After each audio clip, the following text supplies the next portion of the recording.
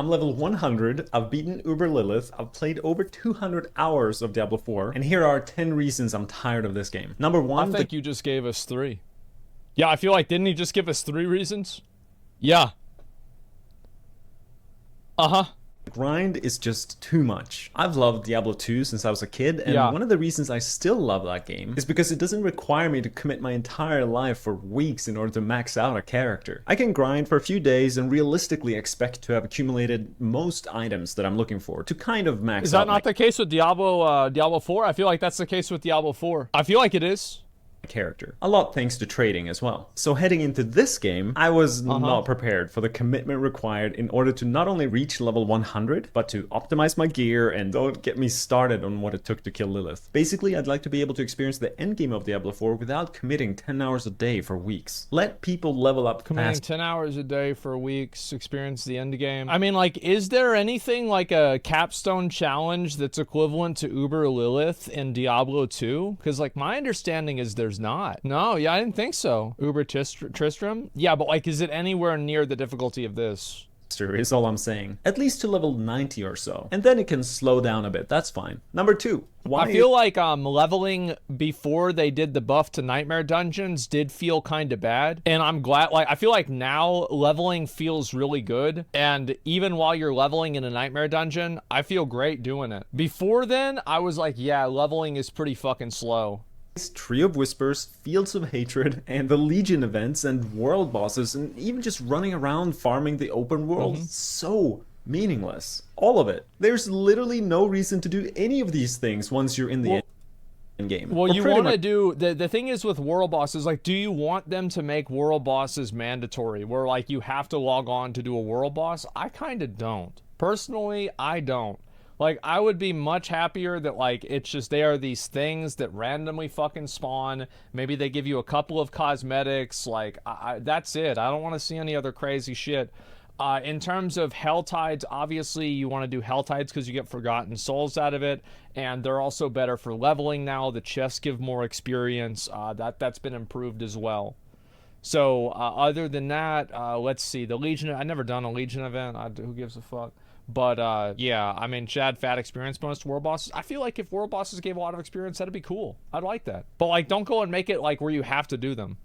Ever, in terms of effectively increasing the power of your character. I mean, they're fun to experience once or twice at first, but the game doesn't reward you at all for grinding these activities. Which Good. That's a good thing. I think that if the game rewards you for grinding world bosses, then it's just going to be a weird experience. Like, maybe there are some things in the game that can just exist, and people will still go and do a world boss because you get 2 or 3 legendaries out of it sometimes, right?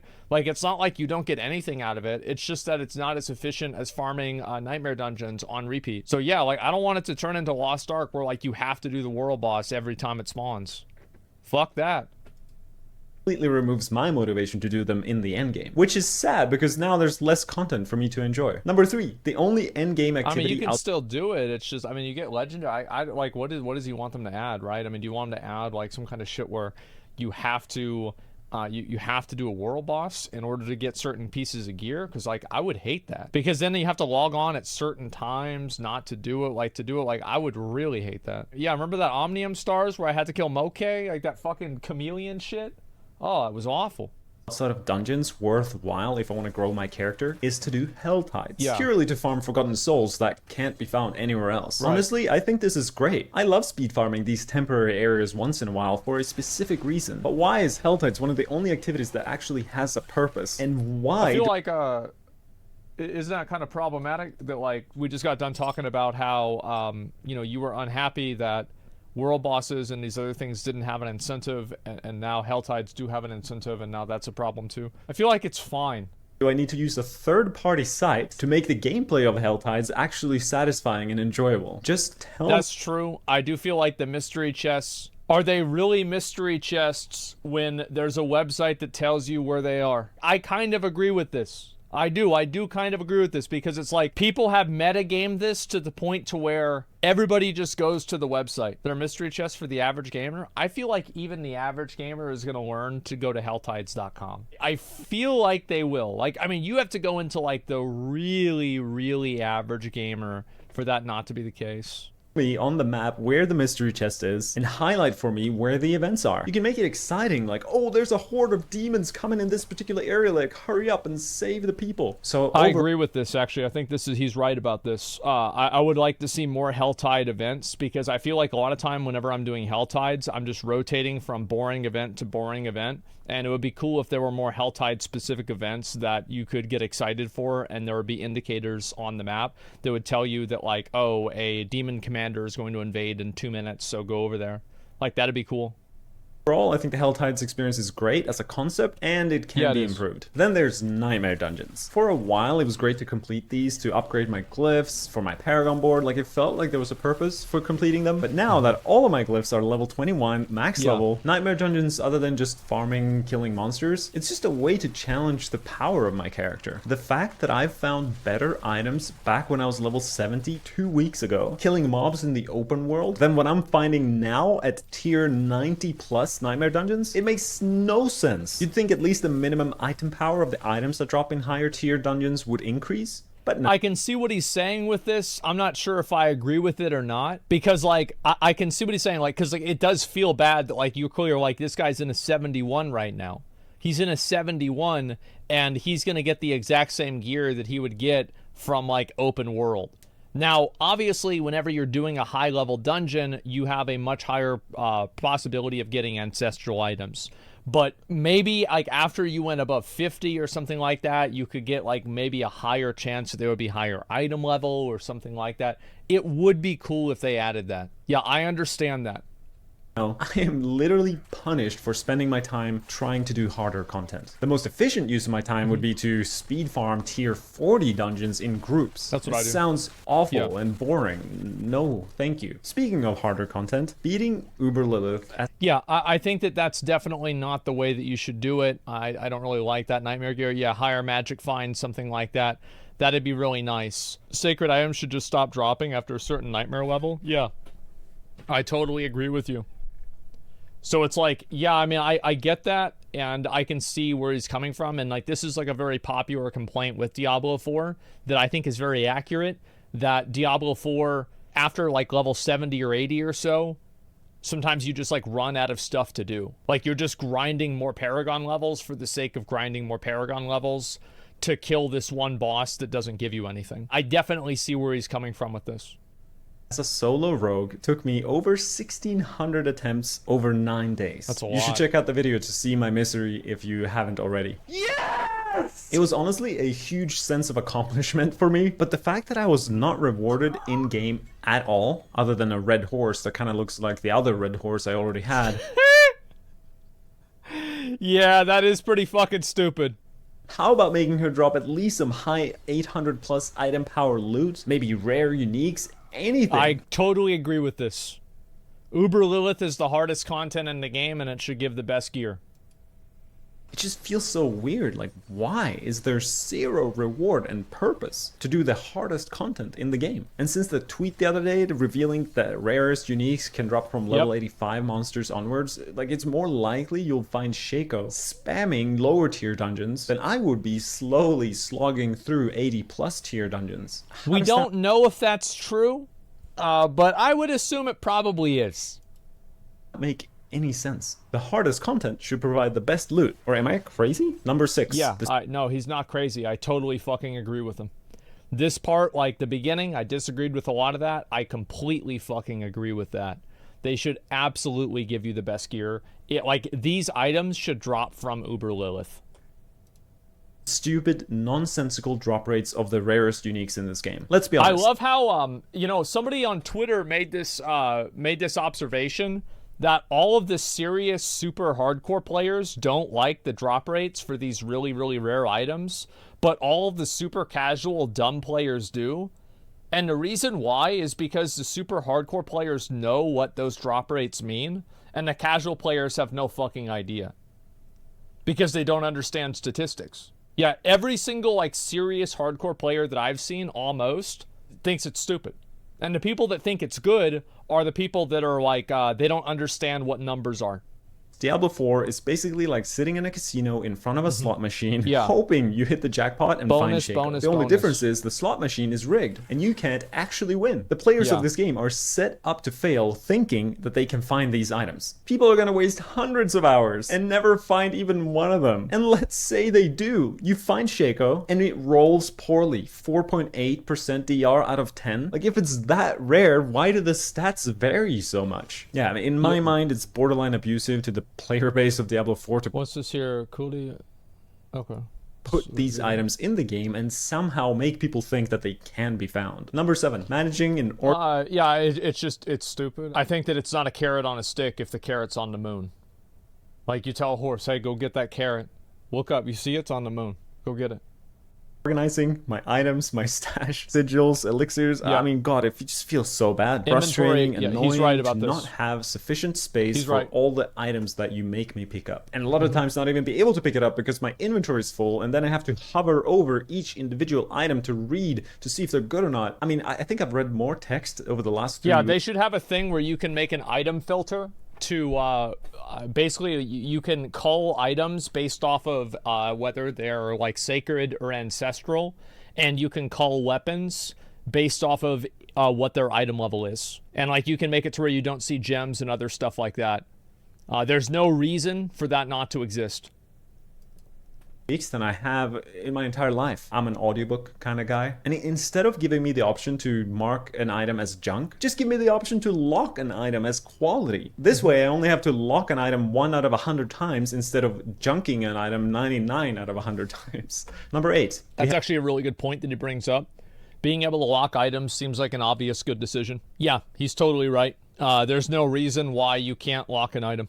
Had 2 beta weekends, a server slam, and right now we are in the 4th beta of Diablo 4. It's hard to accept this because it's technically not true. We can all play the full game, we paid for it, right? But this is a personal experience. My personal experience is totally different. I've never had this problem, and Diablo 4 has run extremely well for me all the time that I played the game.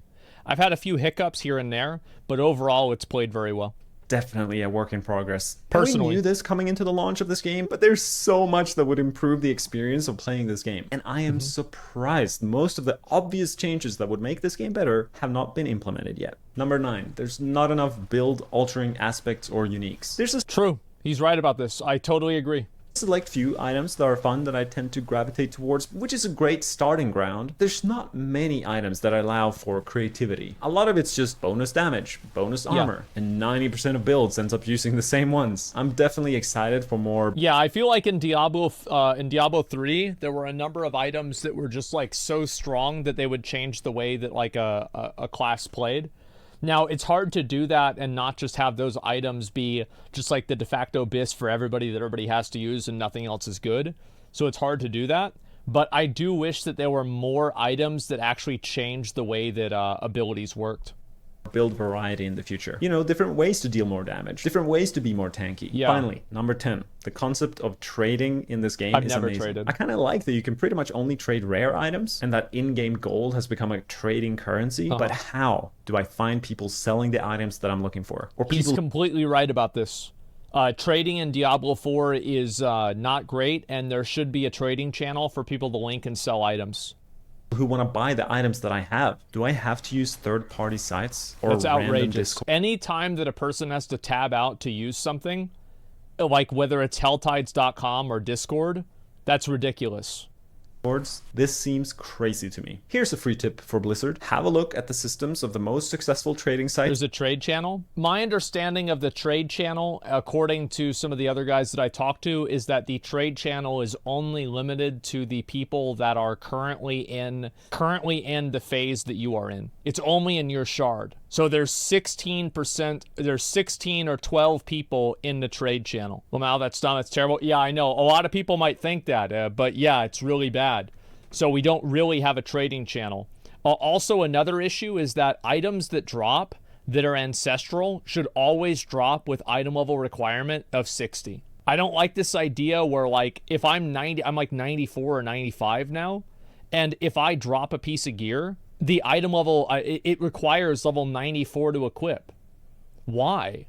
Like, what if I want to give it to an alt or something like that? I can't do that. This is to limit bot action? I don't care. If Blizzard can't manage botting in a game that has a $70 price tag, I'll just quit the game. What are we talking about? Like, I don't want to get handicapped because Blizzard doesn't want to spend any money on the game. No, you won't. Yeah, I quit Diablo 3. I did. Out there, have a brainstorm and look at ways to improve them and put it inside your game. It's shocking to me that features like this aren't there for launch. I mean, there already is a shop. You could just implement a basic system in there allowing people to list their items. I'm sure Blizzard will make some extra sales just from people having to... Maybe this is a bad take, maybe I'm wrong, but I would want them to try to use a trade chat with like different channels in it, and each channel has like 1,000 people in it. I would want them to try a trade channel before they added an auction house. I'm not saying an auction house wouldn't be a good idea, but I feel like an auction house, you're farming gear, especially like higher level players are farming gear so fast that like I could gear out a new player so fast for like basically no gold at all that it would probably make their experience worse. But I don't know. Yeah, I'm not sure. Like it's really hard for me to say. Trade channels like Dark and Darker, yeah, I think it's actually complex. I think it would invalidate the very little there is to do in the game. Maybe you're right. Click on that tab in order to do their trading, whatever they end up doing, and in... Oh, bro, I remember this. God damn. Oh, dude. I love seeing this. Back in the good old days. Holy shit. God, I haven't seen this in years. Game way to actually trade seems like a no-brainer move that would bring the community together oh, there it is. Wow. Instead of spreading it out across a bunch of third-party sites. In summary, I love this game. I wouldn't have played over 200 hours if I didn't. And if I came across harsh in this video or something, it's because I care. This game just has so much potential. The key problem is just that there are some... whatever happened to these? These were great. These like fucking, you just turn the corner and there's 75 elites stacked on top of each other. That was awesome. Cracks in the foundation that need to be fixed fast in order to keep the players happy. Like the things I've mentioned in this video, along with all the other feedback posts and videos across the internet. And then, once Blizzard has dealt with the basics, there's a million bells and whistles they can add to this game to make it more fun. I'm excited for all the new content and seasons down the track, like new items, skills, bosses. But please, Blizzard, for the love of Lilith, fix the foundation of your game before you do anything else. Thanks. I think that's a good point. Like, some of these points that he made, I agreed with. Some of the other points I didn't as much. In terms of, like, incentivizing open world content, I think that making players do things they don't want to do is usually not a good idea. You should incentivize world bosses and hell tides and stuff like that, but you shouldn't make it to where if you don't do them, you add things to them constantly that like make you have to do them. Like, the open world is part of the game, but there needs to be a balance between that and allowing people to just spam dungeons. I think the biggest problem the game has, and I don't know if this guy would agree, is probably his experience from like level 90 to, level 75 or level 80 to 100 was probably really, really bad. And that's where the issue really comes in. It's not at like level 64 because 64 feels great. Stuff like that, that's awesome. But the issue is like the very, very late game and doing the higher level nightmare dungeons, you don't really get a lot out of it. And he's also right that after you level up all of your gems, what do? Why are you doing nightmare dungeons? Like, why can't you use that experience to do something? Like, I don't even know what that something would be, but do something. Yeah, there's no chase, exactly. Yeah, there's not really much of a chase in the game.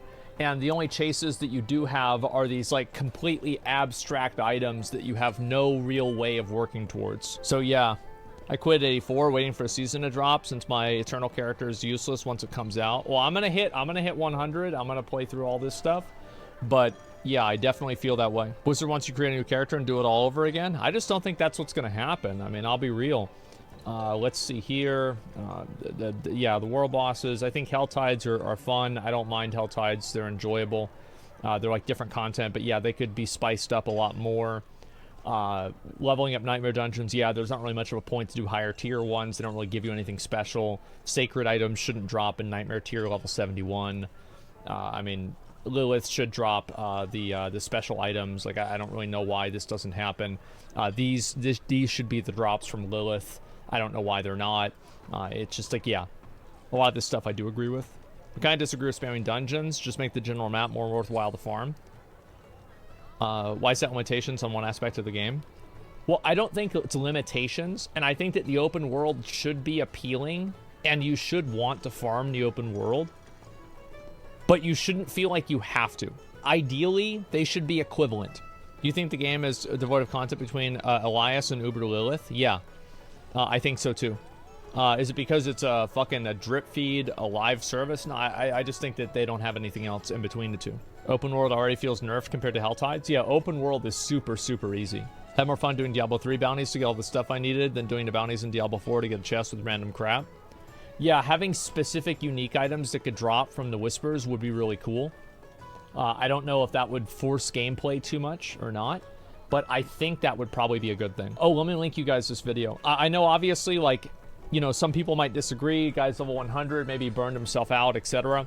I think he does bring up a number of very good points in this video, and so I do support this video. I think that he's talking some real shit. I don't agree with everything, but I think that it's good to have these conversations. Definitely.